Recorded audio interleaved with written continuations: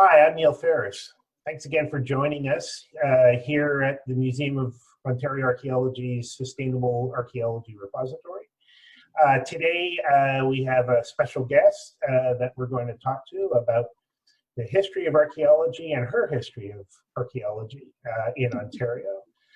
Dr. Mima Kapches is a professional archaeologist whose research is focused on the archaeology of ancestral Iroquoians within the Greater Toronto Area, extending back over 1,000 years. She also studies the history of archaeology and just completed a paper about antiquarian excavations in the mid-19th century in Simcoe County, Ontario. She's currently researching the amateur archaeologist Peter M. Pringle and professional archaeologist W.J. Winton, whom we'll hear about today. Dr. Kapches received her PhD in anthropology from the University of Toronto in 1981. Her career as a curator at the Royal Ontario Museum spanned 1982 to 2009, when she retired as a senior curator. So Mima, thanks for joining us today. I really appreciate you taking the time to share some thoughts with us. And I'm just going to jump in and ask you the first question, if you don't mind. And this is just to give the folks out there some sense of your own personal history. I'm wondering when you first heard about archaeology, and was there a person or a group of people you can point to, encourage you, or help you get into it?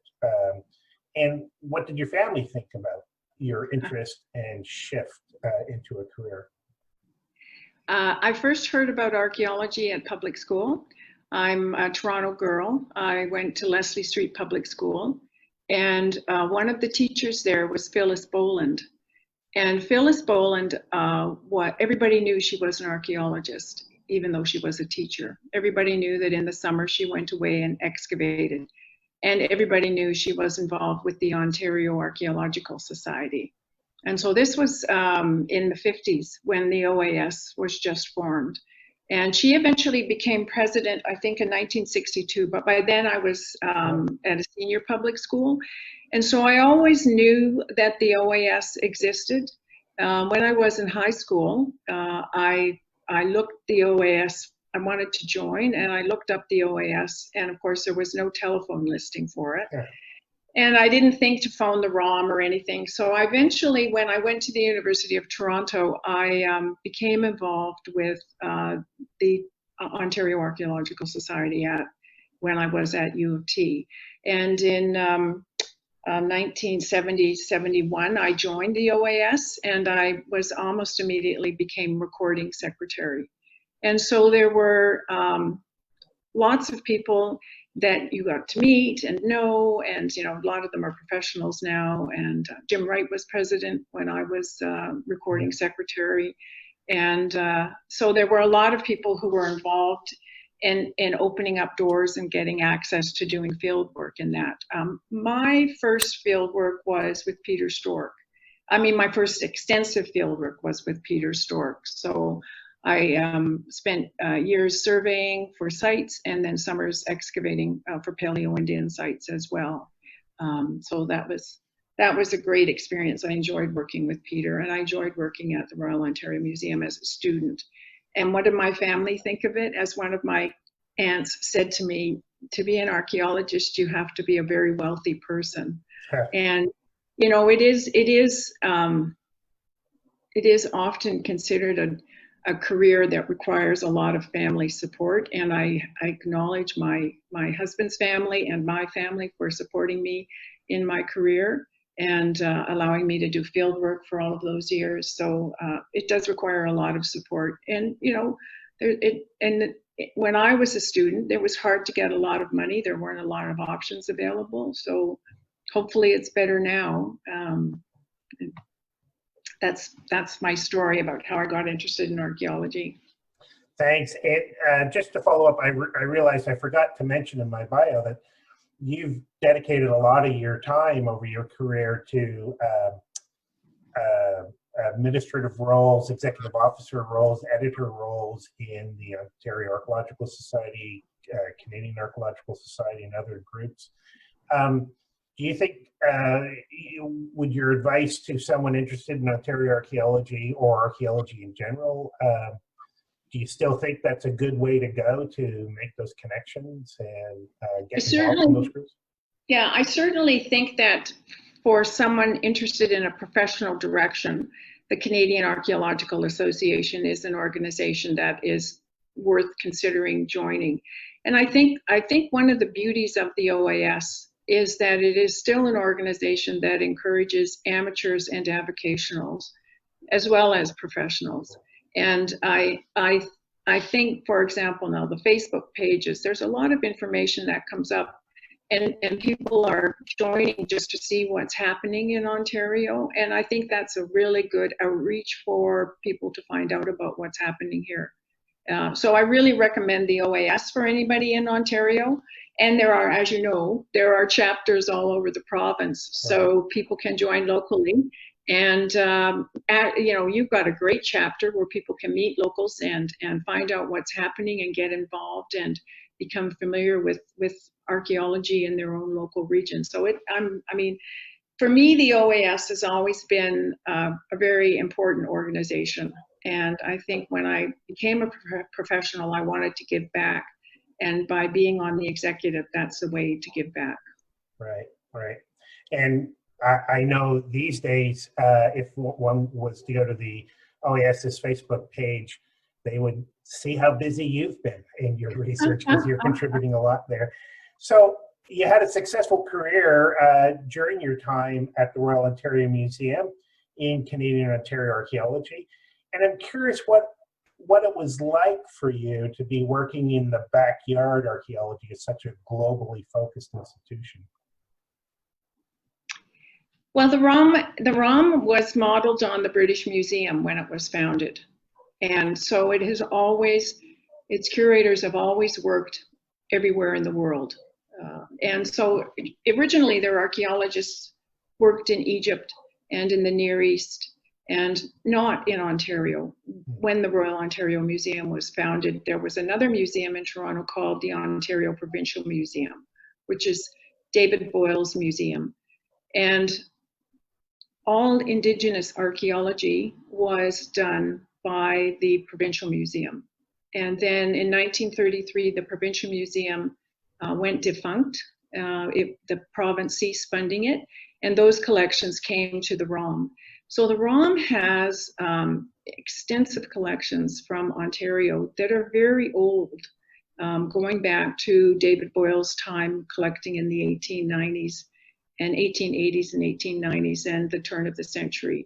And so the collections are wonderful, and there's still a lot of research to be done on them. And everybody at the ROM just is so interested in everybody else's work. So it doesn't matter where you work. If you work in Ontario, your work is just as interesting as if you're working in South America or Central America. And ROM is like a small museum, a small university, because if you need, when you need some geology done, you can go to your geology department. Well, I just had to walk down the stairs and everybody was there and they were just so interested in what you were doing. So it was a very collegial place to work, no matter where you worked in the world. So there was never any problem. And everybody, because they live in Toronto, they were always interested in what was being found. So that was neat.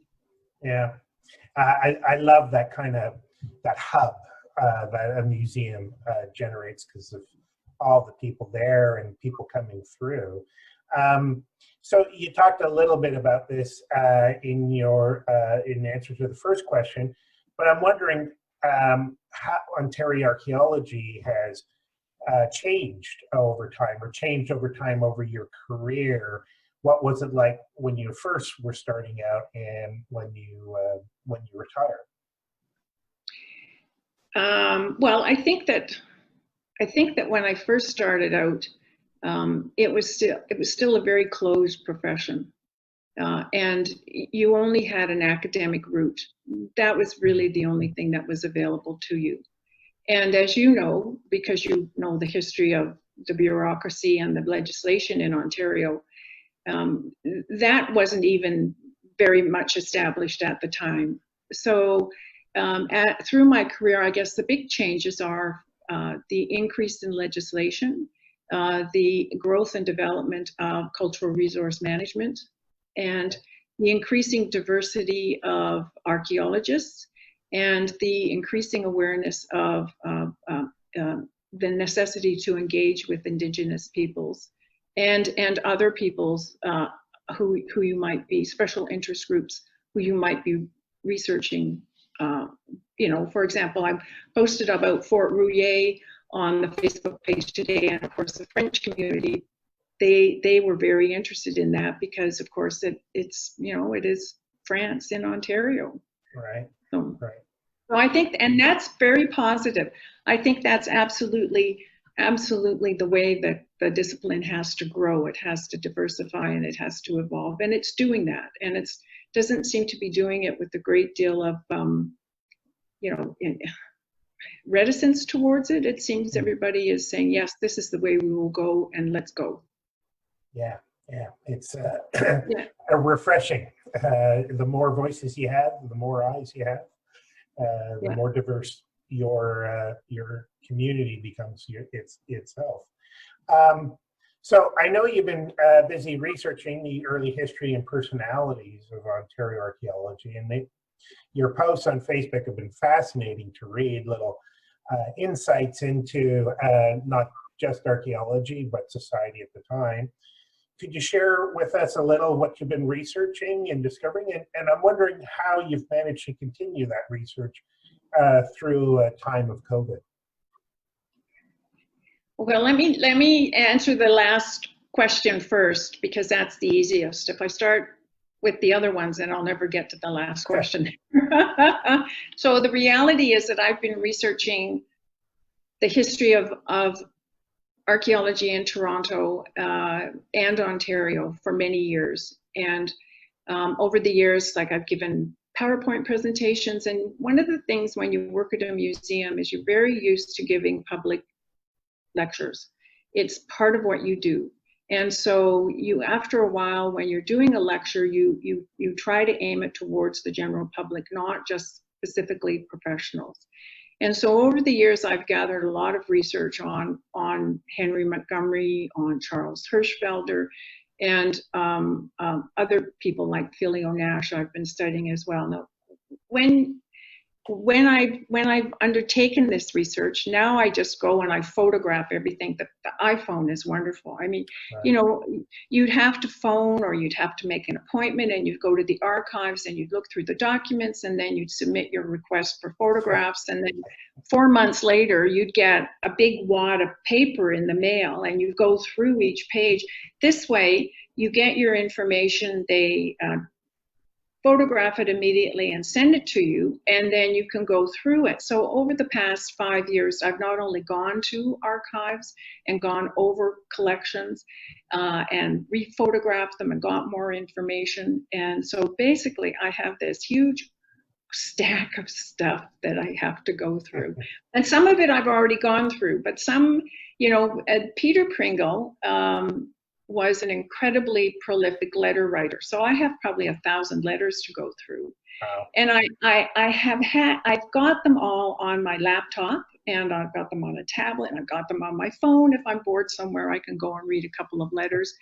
And it's just, I had all this research already, and I was planning to go south for the winter, and I did go for a little while and then came back. And one of my goals was, because there was not a whole lot of distraction where I was going, was to start writing about Peter Pringle. And so I had all this research already done. So that was a good thing. So I mean, I'm happy as a clam as far as that's concerned. I have all this stuff, and I have no excuses. I can't say, well, I'm going out to a movie, or I'm going out to have dinner with the friends. I have to sit and do it. So that's what I've been doing. It's just, so where were we here? We're going back to. Yeah. So you have all that great archival material to work through. So maybe you can share a little with us of what you've been researching and discovering recently. Let's put up the slide. And Can I still see you, or is it just the slide? You should be able to see me too. You'll definitely be able to hear me. So here's your slide. Okay. Oh, there you are. I can see you. Yeah. Now, the first person that I've been researching recently is William John Winton, who is considered one of the founding fathers of Ontario and Canadian archaeology. And in fact, the Canadian Archaeological Association, their premier award for professional archaeologists is the Smith-Winton Award. And Harlan I. Smith was an archaeologist who trained Winton at the National Museum in Ottawa. And so here's Winton. There's a plaque to him. And this is, he was born in New Dundee, Ontario in 1876, and his father was a blacksmith, but he was born very frail and they didn't think he would survive actually. And so don't figure it out how he went to archaeology, which of course is not an easy career either. And I haven't really been studying Winton a huge amount, only because there's a fair bit written about him. My particular interest in Winton is his time in Toronto. And the reason that's interesting is because when he was in Toronto, he was working as a lithographer, a compositor. He was not working as an archaeologist. And while he was there, he was trained by David Boyle. And we all know that. Everybody says, you know, if you want to look at the chronology of being a professional archaeologist in Ontario, it's David Boyle trained Winton, and Winton trained everybody else. Actually, Harlan I. Smith trained Winton as well. And so I was sort of interested in the time period of him in Toronto because no one's really looked at it. And it's sort of interesting because there were some political machinations happening at the time. And David Boyle, who was the curator of the Ontario Provincial Museum, wanted to hire Winton, but it never really worked out. So that was just sort of an interesting little story there. And the reason that I'm interested in Winton is because as part of the connection of how archaeologists develop, it's who trains who and who brings someone along. And it's that initial dialogue that frames the way you develop as a professional or how you interact with an amateur or an avocational archaeologist. Right. And so this leads to my major research project, which is Peter Pringle. But before I get to Peter Pringle, let's talk a little bit more about Winton. So the first picture is the plaque, and the plaque is in the Centennial Park in New Dundee, Ontario. You probably haven't seen it, but it is definitely worth a drive. And then the picture is courtesy of the Museum of Ontario Archaeology, is of Winton sitting in a chair. And this is actually at the Southwold site. And he excavated the Southwold site in 1935. And he had just come back to do field work. Then Winton worked at the National Museum in Ottawa starting in 1911. And so by 1935, he was excavating at Southwold. But between 1930 and 1935, he didn't excavate. And there are two reasons for that. One is the Depression, and the other is his ill health. And this relates to him from when he was born. He basically had health problems. But he'd had a series of heart attacks. And so by the time 1935 came around, the federal government gave the museum and the Geological Survey of Canada $1 million to stimulate field projects. And in a way, it's similar to the Works Progress Administration, the way they were doing it in the States as well, on a smaller scale, but still they were doing that. So Winton was allowed to excavate at Southwold if he hired an assistant. And his assistant was Wilfred Jury. Right. And so Wilfred Jury, and you've probably read the Wilfred Jury archival comments about Southwold and his comments about Winton, and they're brilliant because Winton didn't like flies. And so they would put flies in his lunch bag so that when he opened it, there would be flies. And of course, stuff like that happens on a crew when people just want to be have fun. And apparently he would read the newspaper, and this is really neat to see him reading the newspaper in this photograph, because he would read the newspaper, and he would, when he finished a page, he would ball it up and throw it away. And they would be furious because they all wanted to read what was happening. And that was the only, because of course that was, really terrible times, not only the Depression, but what was happening in Europe. So now the sketch beside him is based on what Wilfred Jury said. I didn't want to say this, but I have to say it. They jury rigged a chair for him. And they had an umbrella, and he would sit in the chair, and they would bring things over to him so that he could see them and identify them, because he was brilliant. He knew what he was looking at. It was, it was material, neutral material that he was familiar with, and he was able to explain, it, and he analyzed the bones and the bird bones and the animal bones that people would bring to him. So there is one article written about Winton Burke by Nancy Swayze in a book that was published as part of her master's thesis. And she had this sketch done and included it in the book.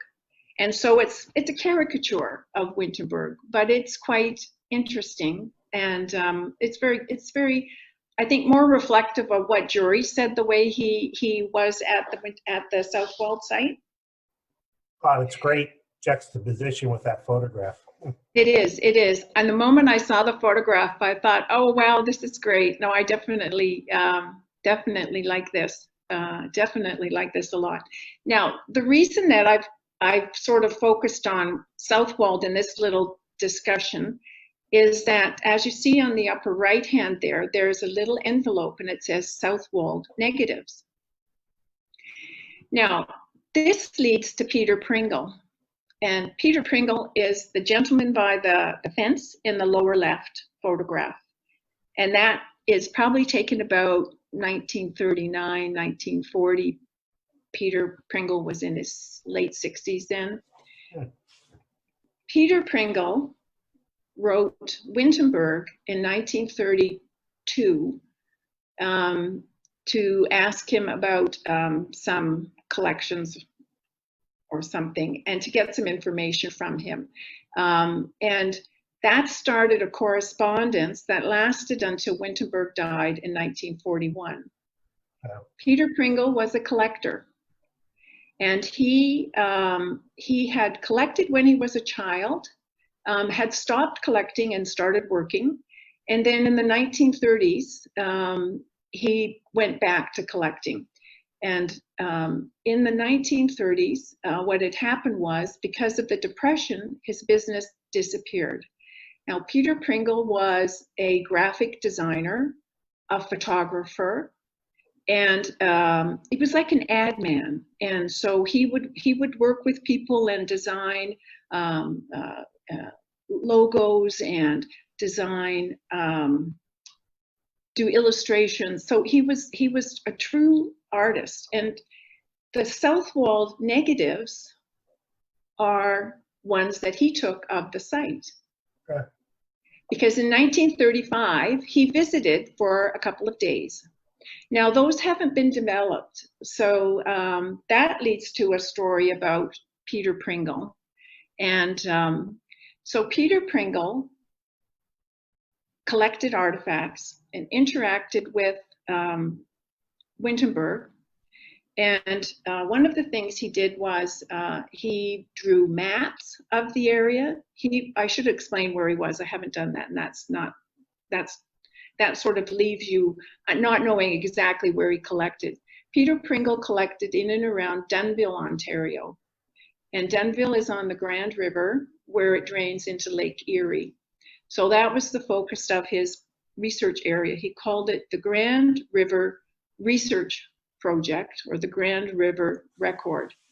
And so he drew maps, and because he was an artist, his maps are brilliant. They're hand colored, and they're great detail. And he did such a huge amount of work.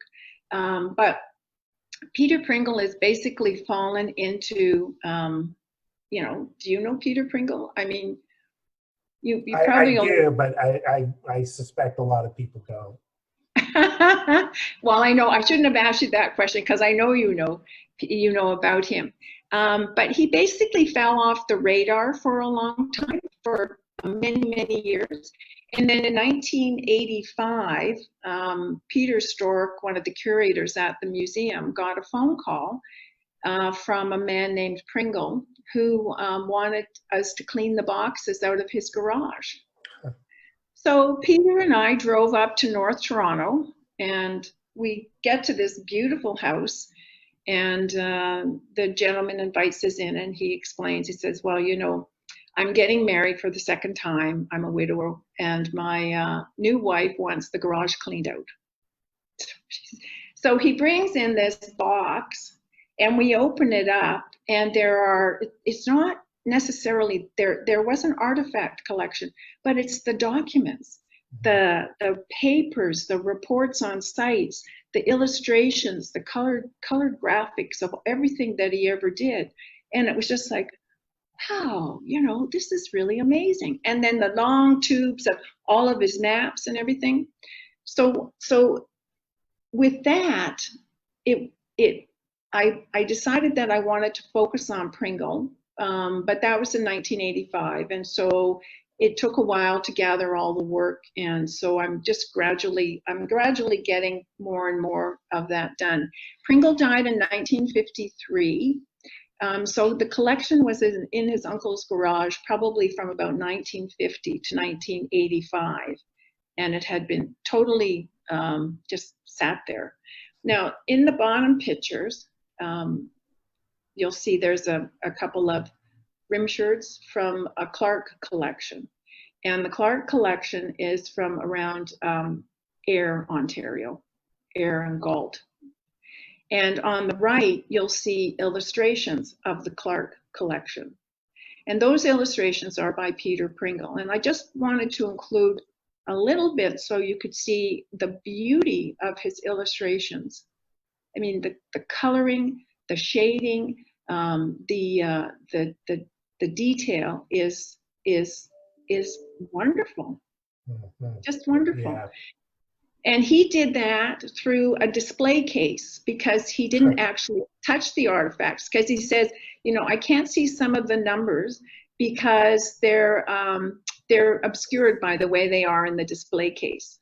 So just to think about that and his artistic skill. And I think that when he started interacting with people like Winton, who drew all of his potsherds, every potsherd that's illustrated is a Winton drawing, and he saw how beautiful Peter's drawings were and the information he was collecting, he really supported Pringle to help him become an avocational archaeologist, not just a collector. And he really emphasized on Peter the necessity of keeping a record. And that was Peter Pringle's greatest work. He collected information from various collectors and then wrote reports about what they had found. So I'm sort of going on here. I apologize. Oh no, this is fascinating. Yeah, let me just stop the PowerPoint and get back to us. So you must, I mean, there's so many people who have shaped Ontario archaeology who, as you say, have slipped past our memory, collective memory today, and really are important for understanding where we are today, I think. So I'm thinking your research must offer you a fairly distinct perspective on where archaeology is now. And I'm wondering how, in your own head, you see your own experiences fitting into that deeper historical context you study, and what you might think we're losing sight of from our history that we should probably make an effort to remember as the discipline continues to change going forward? I think it's really important to understand how you were taught, and as I said, the connections of who you learned from, because those really reflect the way you think today and the way you do your work. And I think that that's the kind of thing that always needs to change. And I think that a lot of older archaeologists are sort of stuck in ruts. And maybe that's true for a lot of academics. And it's just that it's always good to hear other opinions and to move forward in new directions. And I certainly, I must admit that the OAS is really moving in wonderful new directions. And I certainly support those directions that they're going in. And Canadian archaeology as a whole, the CAA, they're all going in these new directions.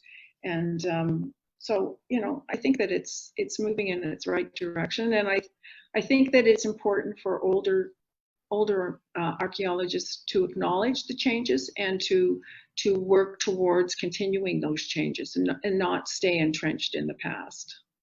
Right. I think when I hear your stories of, whether it's flies in a sandwich bag or the correspondence, the written correspondence between people, I certainly think too, when I first got involved in archaeology, and there's a lot of similarities there, and that was a real period for me of building community. It was, the archaeology was fascinating, but it was being part of something, a community of people was part of it too. And we have different ways of learning and different ways of defining community now too. But yes, a lot of our assumptions, I recently was reviewing the history of the lost and say, a lot of our assumptions about the archaeology and the archaeological record really can be traced straight on back to folks like Winton and some of his notions. So that's good, but it also, I think, invites us to revisit those thoughts and those ideas, and how William Winton, for example, stitched his understanding of that archaeology of the last 1,000 years in Southern Ontario together from what he had available then. And I can only imagine what those guys would think of the accumulated record here in places like the Museum of Ontario Archaeology today. Actually, I think Winton would love it. I think one of the reasons Winton liked being in Toronto was that I think David Boyle gave him free access to the collections, because he wrote several articles that indicated that he was familiar with the collections. And I think he would really, really be in favor of it, really. Yeah. Well, I want to thank you for sharing so much of your time and your research with us here today. It's been absolutely fascinating. It makes me think of all the other people that we haven't talked about today. Absolutely, yeah. And there are a lot. But okay, in lieu of reading that, go to Facebook and read Mima's posts, because she presents many of those little snippets of those folks who are part of the history of this practice in Ontario. Right. So once again, thanks very much, and I'll catch you later.